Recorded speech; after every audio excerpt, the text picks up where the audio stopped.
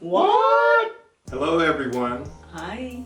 Well, that day has arrived when we depart from home and go to Oklahoma pulling the RV. So, are you nervous? Not too.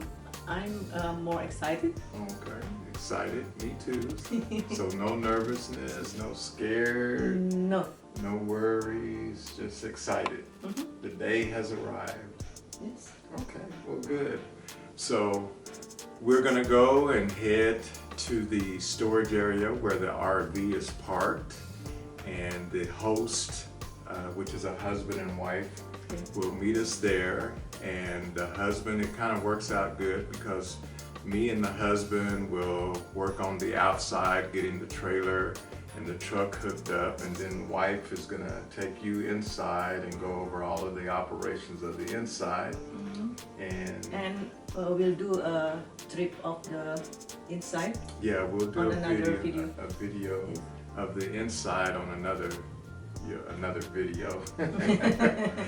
So we're just gonna go and see how it all turns out. So let's go. Okay. Time to go. Ready? All right, we'll see you there. So what we did to prepare is we loaded up our truck with everything that we thought we would need on the trip itself. So were you surprised with all the stuff that we had to put in the truck? I mean, the back of it is not too full, but the back seat is quite full. Yeah. A lot of things. Our clothes, our food. Yeah, food and Everything. computers. Oh yeah. You know, Cameras. table, chairs. I mean, everything that we thought we would need. Probably a little more than what we need, but since this is the first time, we wanted to be extra. We'd rather have more than not enough. So, Yeah. And we brought the ice box. What's it called? ice chest. Because the RV is not have electricity yet, Right. so we need to put our food into the ice Chest.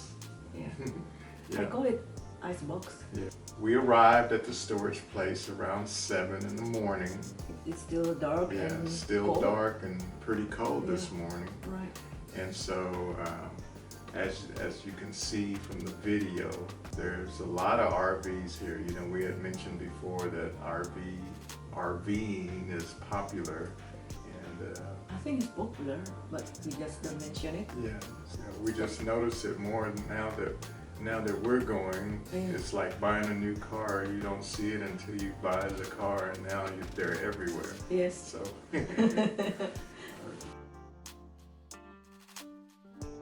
Now, to me, one of the hardest things is backing up the truck with the ball hitch to line it up with the trailer and get it all lined up so that it can be put down, lowered down onto the hitch. So that to me, that's one of the hardest things to do. But Yeah, I can see. yeah, so and if you have two people, it's a lot better. So one person can kind of guide you to where it goes. So I didn't. okay, now once you're lined up and the trailer with the hitch, then there are locks in place. There's a lock on the trailer hitch and there's a lock on the hitch that goes on the truck. Those are to prevent people from trying to steal it when you're not around.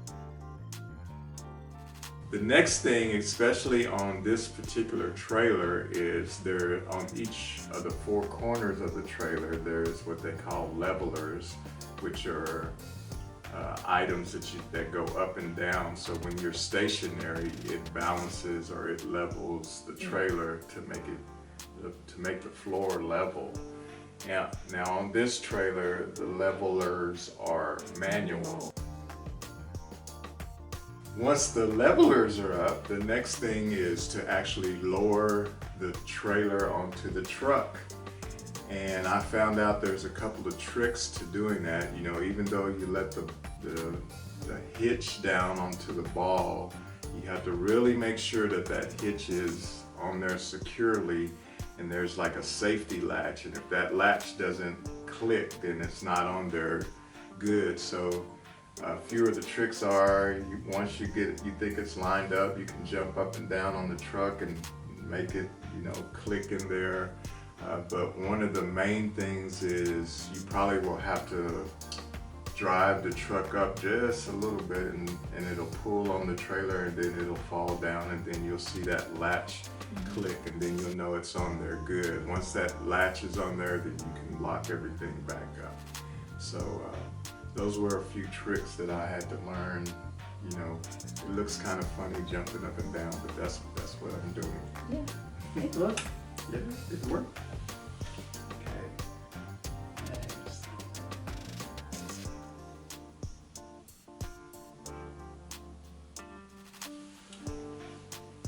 Next, we hooked up what they call the safety chains. These are two pretty heavy duty chains that latch on to the hitch on either side, and mainly they're for if the trailer hitch comes apart from the truck, where those chains will keep the trailer kind of connected to the truck until you can stop.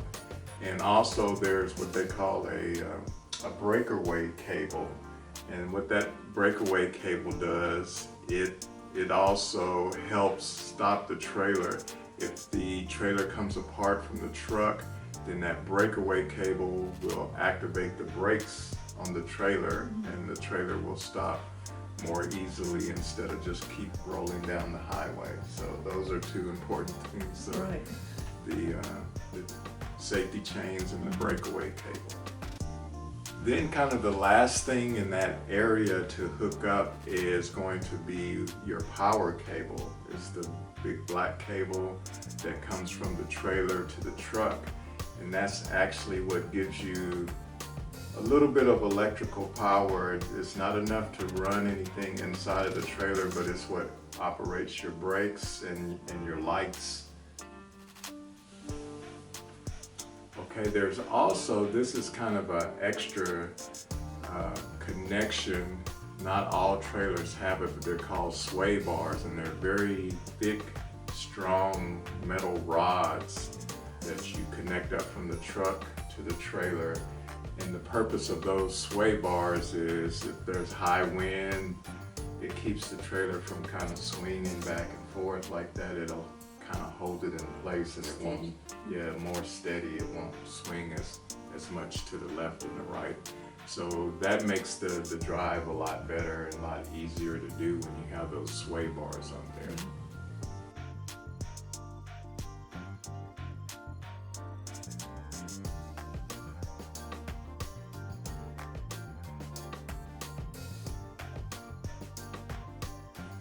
So one of the last things to do, again, is to make sure all of your connections are good. And one way to do that is to check the brake lights and the signal lights and the lights in general on your trailer. So it's good to have someone to go into the truck and press on the brakes, and someone standing behind the trailer to see if those brake lights come on.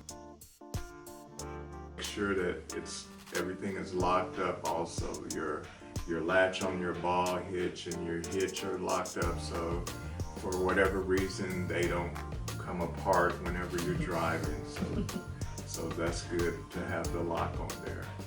And after that, we're ready to go. Hit the road. Hit the road. Yeah, we're ready to hit the road.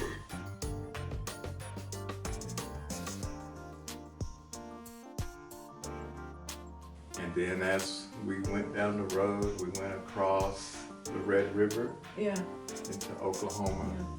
So there's a big river called the Red River. And Casino, Windstar. Yeah. Casino. So Texas is on one side of the river and Oklahoma is on the other side. So we passed into Oklahoma. I think the only really issue we had was when we turned to the east and we were going east and we got to Lake Texoma. Yeah. There's a big long bridge, but they were doing construction. Right, so we have to wait. Yeah, we waited maybe how many? About 15 minutes? 15 minutes, yeah. So after about 4 hours, we arrived into, how do you pronounce it? Hochaton? Hochatown, which is where our RV park is located, and that's maybe 2 or 3 miles north of Broken Bow, Oklahoma. And so it was a 4-hour trip, and everything went well. And so now it's time to stop, get out, and set up. Funny? Yeah. Okay. We have arrived at the Tiny Town RV Park.